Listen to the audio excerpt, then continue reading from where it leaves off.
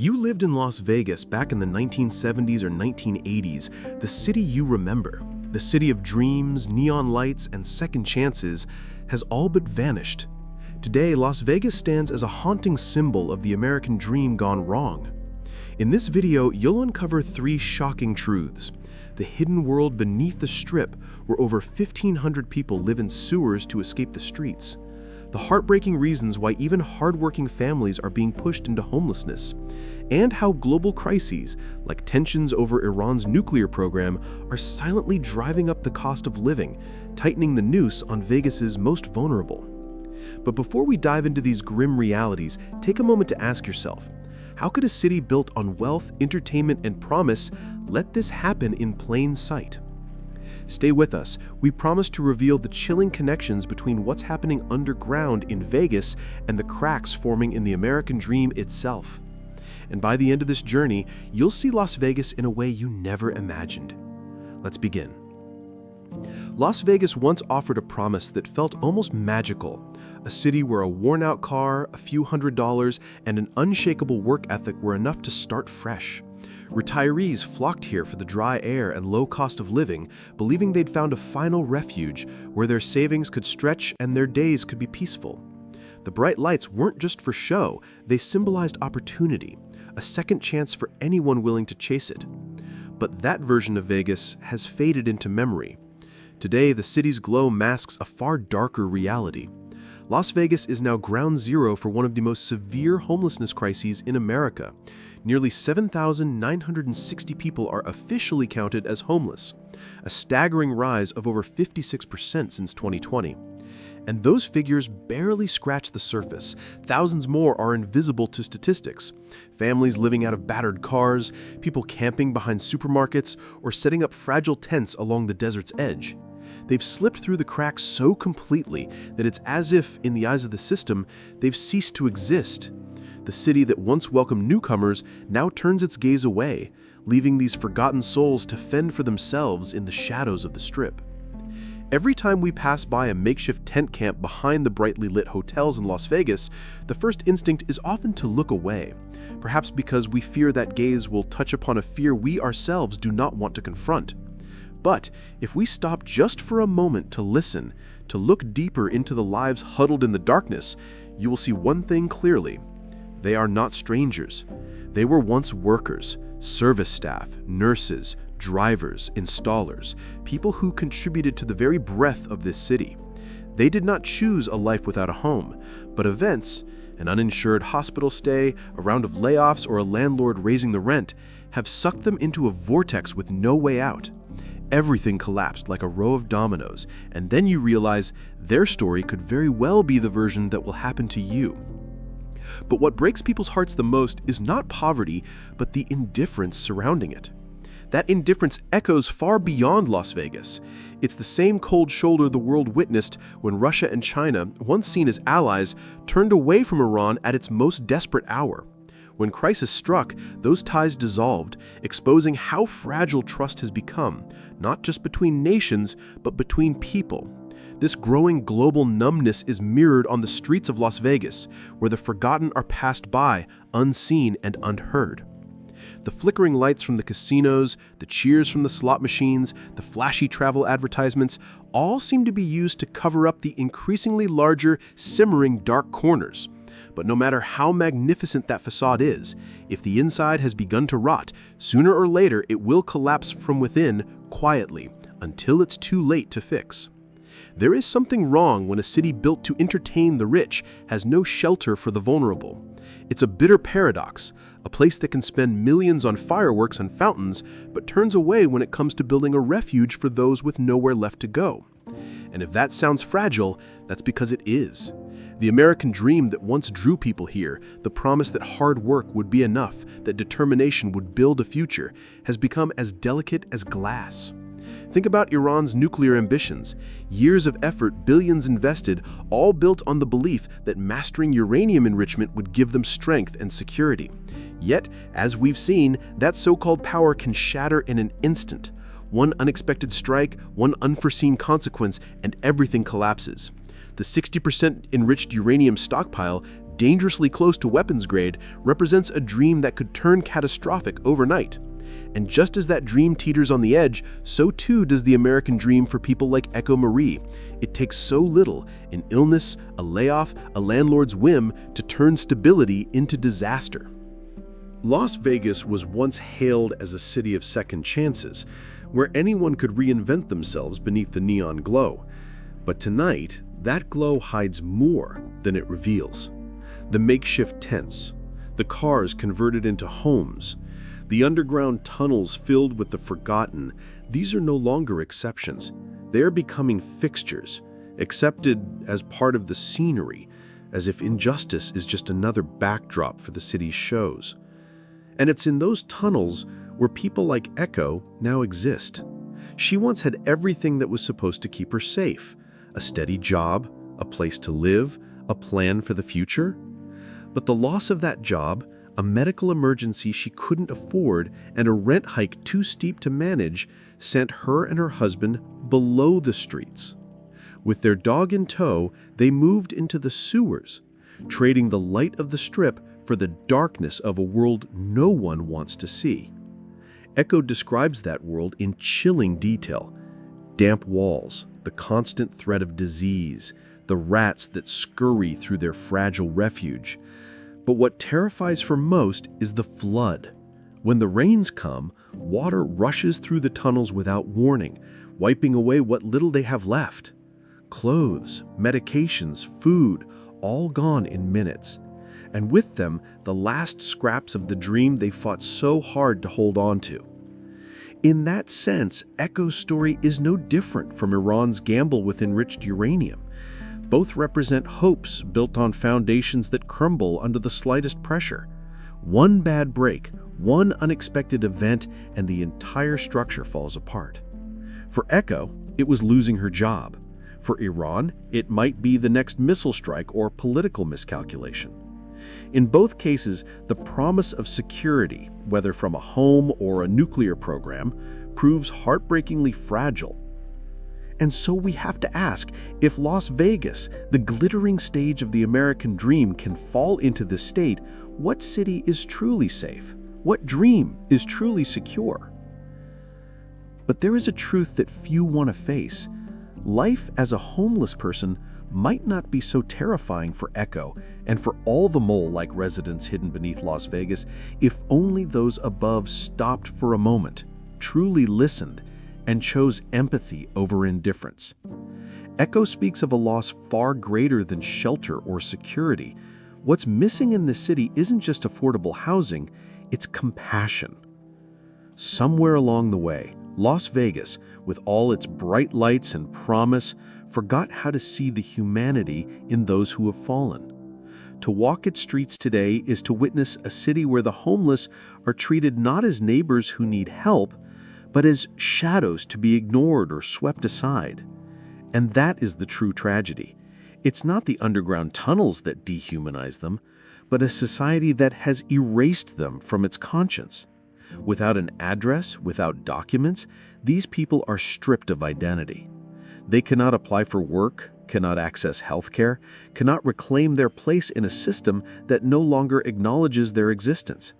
One by one, they sink deeper, not just into the earth beneath the Strip, but into invisibility. It's as if they never were. When we think of Las Vegas, we think of living life to the fullest. The endless shows, the glowing casinos, the promise of fortune and fun. But maybe those sewer pipes below tell the real story. Maybe they should make us question, what is the foundation of the American dream we cherish so deeply? Here's a fact that might shock you. The majority of Las Vegas's homeless population doesn't sleep in shelters or in scattered encampments across the city. No, they are right beneath the feet of millions of tourists, in dark, damp sewers where not a single ray of the city's neon glow reaches. That truth feels like a slap in the face to the glossy image of Vegas that's sold to the world. A city that spends millions every night on fireworks, on light shows that last for hours, somehow leaves thousands to survive in pitch-black tunnels. It's estimated that over 1,500 people live in these underground sewer systems. That's not just a number. It's a mirror reflecting the failure of a city that calls itself a paradise. Locals sometimes call them the mole people of Vegas, a name that tries to make light of their plight but only deepens the cruelty. Because while visitors marvel at the city's grandeur, beneath their feet, human beings fight to survive hell, a hell hidden in plain sight. There is something terrifying when the presence of a person is erased simply because they no longer have documents, no longer have an address. People like Echo are not only pushed underground, but also pushed out of the very concept of society. I remember Las Vegas in the 1980s when our family would pack up the car and drive in from California, faces lit up by the glow of neon signs, excited for a buffet that cost just $5. But today, that same light seems less like a symbol of opportunity and more like a veil, masking a deeper, painful truth. Rent for a modest one-bedroom apartment averages over $1,700 a month. And that doesn't even include electricity, gas, water, food, or healthcare, all of which are climbing higher while wages are not keeping up. And this isn't happening in a vacuum. The rising costs choking Las Vegas families are intertwined with crises far beyond the city limits. The recent nuclear standoff with Iran, for example, has added fuel to the fire. As tensions escalated and oil routes like the Strait of Hormuz came under threat, global oil prices surged. When oil prices go up, so does the cost of transporting goods, manufacturing, and heating homes. The impact trickles down to the price of milk on a grocery shelf in Vegas, or the electricity that powers a small apartment's lights. What might seem like a distant geopolitical crisis suddenly empties wallets in a city thousands of miles away. Las Vegas, already staggering from housing shortages and low wages, is left gasping under the weight of these global ripples. What will you do when rent devours 70% of your income? When a gallon of milk that cost $2 now costs more than $5? When the power bill this month is double last year's? When the gas to get to work drains the last few dollars from your account? What do you cut? Medications, meals, or fuel? That's not just a hypothetical, it's the daily reality for thousands in Las Vegas. Many have no choice but to turn their vehicles into shelter. But even that survival tactic is criminalized. Las Vegas has tightened its grip, enacting ordinances that forbid sleeping overnight in cars across many parts of the city. The working poor and the elderly, people who once had homes, now try to disappear behind Walmart lots, beneath overpasses, anywhere the police might not find them. One man sleeping near a Costco parking lot put it plainly, "I never thought at 60 I'd have to choose between paying for my blood pressure meds and making rent." His story, once shocking, is now heartbreakingly common in post-pandemic, post-inflation, post-crisis America. And perhaps what's most crushing is the sense of betrayal, that you can work hard, save, follow every rule, and still lose everything. The pain doesn't come solely from poverty, but from realizing that despite doing everything right, you're still cast out. It's as if the system, piece by piece, pushes people to the margins, until their very existence feels like something the city wishes it could erase. Las Vegas still draws millions of tourists each year, lured by the promise of excitement and escape. But for the residents, the elderly, the workers who keep the city running, the question haunting them is far simpler. Do I have enough to make it through next month? Once this city was dotted with mobile home parks, affordable apartments, rental support for seniors, for low-income workers. Those places have been bulldozed to make room for luxury condos, glitzy resorts aimed at the wealthy. Investors no longer want tenants who can pay $600 or $800. They want $2,000 a month or more. And if they can't get it, they'd rather let the units sit empty, waiting for the right renter. The fallout? Thousands of people who once had stable homes, paid taxes, lived quiet lives, now wandering, searching, unable to find a place they can afford. They aren't unemployed, They simply can't compete with the rising tide of rent. According to housing advocates, Las Vegas faces one of the most severe shortages of affordable housing in America, especially for seniors, veterans, and service workers. So in this city of dreams, ask yourself, who gets to stay and who is quietly erased, vanishing from the map as if they were never here at all?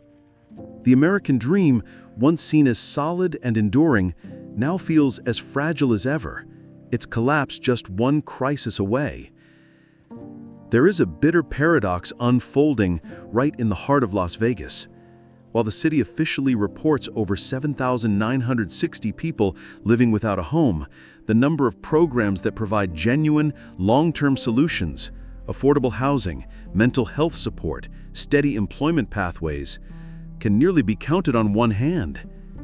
Today, its waiting list has been closed for years, and every time it reopens, the flood of applicants overwhelms capacity 5 to 7 times over. And even those lucky enough to get a spot face obstacle after obstacle: endless paperwork, background checks, income verification.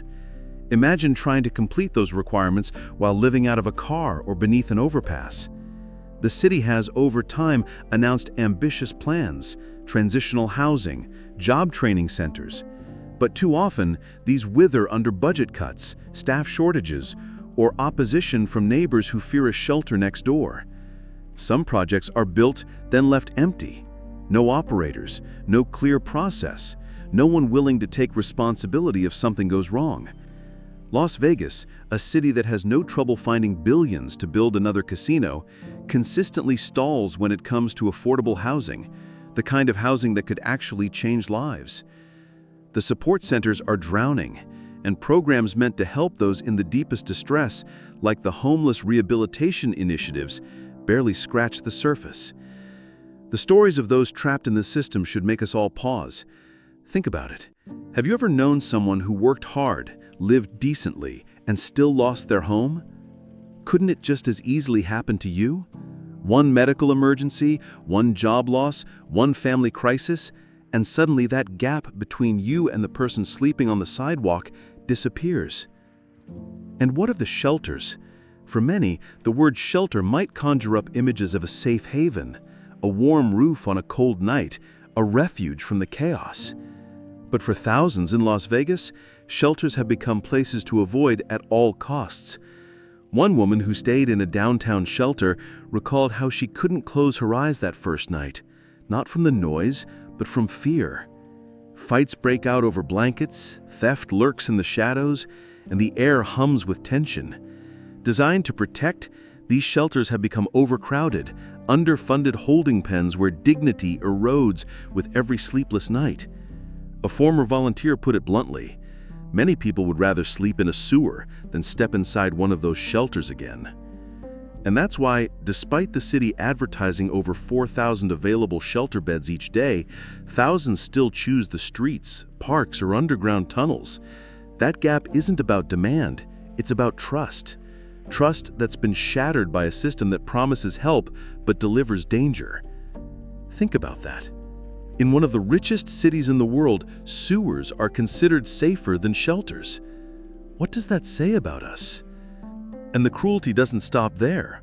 Las Vegas doesn't just fail to help its homeless, it criminalizes them. Sleeping in a park, pitching a tent under a bridge, even lingering too long on a public bench can result in a fine or an arrest.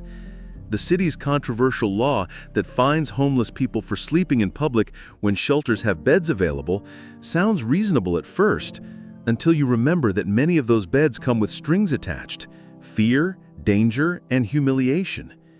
In the America we like to celebrate, the land of second chances, those second chances are vanishing. Instead, people are driven further into the margins, stripped of belongings in city sweeps, their few possessions, sleeping bags, medications, discarded like trash. Yet in this darkness, small lights flicker. Groups like A Light Foundation, bringing food and aid to those living in the sewers, and Care Complex, working tirelessly to secure stable housing, fight to preserve the last shreds of humanity. But these groups are too few, too under-resourced. Their efforts like a lone flashlight trying to light the vast desert night. If the rest of us continue to look away, their work will be swallowed by the dark. And here's a sobering truth. The line between stability and homelessness is thinner than most imagine. Lose a job, face a medical bill you can't pay, suffer a family breakdown, and you could find yourself right there, on the edge. So if you're lucky enough tonight to have a roof, a bed, a safe place, don't be quick to judge those without. They're not criminals, they're not invisible, they're warnings, living, breathing reminders of a system that's faltering. As we've seen, behind the neon lights lies a deeper darkness, one that could spread far beyond this city if we continue to look away. Don't look away now. The story doesn't end here. Hit like, share this video, and subscribe so you don't miss what's coming next. Together, we can shed light on truths that too many choose to ignore. Because if we stay silent, who will speak for those left in the shadows? Thank you for watching, and see you in our next journey into America's unseen struggles.